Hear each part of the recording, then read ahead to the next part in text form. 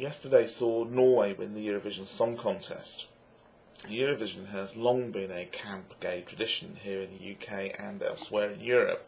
It was won by trans singer Done International in 1998, and this year was presented in the UK by openly gay TV host Graham Norton. This year, gay rights activists in Russia decided to take advantage of the publicity from Eurovision and hold a parade. This was then promptly banned by the mayor of Moscow, Yuri Lutsov, who described gay parades as being satanic. There's a link to the story on the BBC website up on the sidebar. It seems that Mr. Lutsov didn't have the same feelings towards the nationalist and religious protesters who staged an anti-gay march earlier in the same day. Now, over the past few years, Moscow has become a bit of a tourist hotspot. So my recommendation to anybody who is gay or anybody who opposes homophobia and who is thinking of going to Moscow is please don't. Spend your money that's somewhere a little bit more civilised, like Sweden.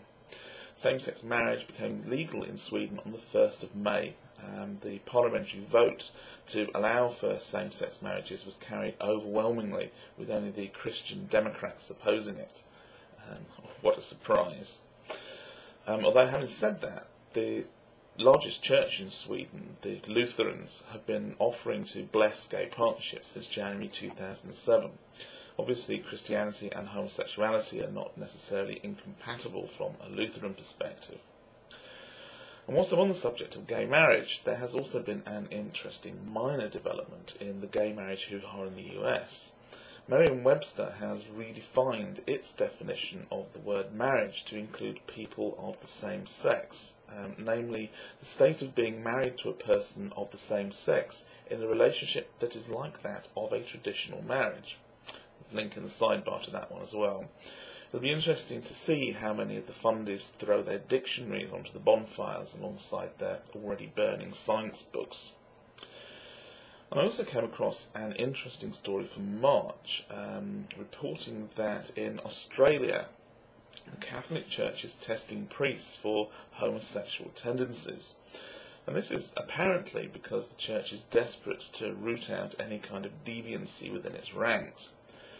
I can't help feeling that perhaps testing the priests for paedophile tendencies would be more beneficial to their congregations, although that's likely to thin out the ranks of the priesthood considerably, judging by the number of claims coming to light of child rapists within the Catholic clergy. So many, in fact, that you'd almost think being a paedophile was one of the admission criteria. Recent stories about the Catholic Church do seem to be getting crazier and crazier, and it's almost as if the ruling body of the organisation is heading for meltdown. I can only hope so.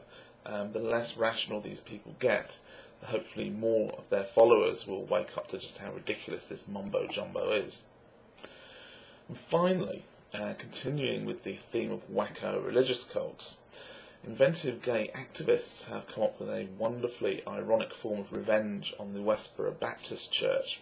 They set up a sponsorship website, www.phelps-a-thon.com. I'll put a link to that up in the sidebar as well, asking people to donate money or to organise fundraisers every time members of the church picket.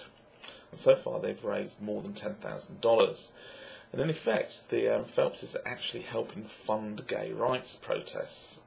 So I think that's a great idea and worth publicising, even if you don't think that you can participate personally. Don't silence the bigots, use their own bigotry against them.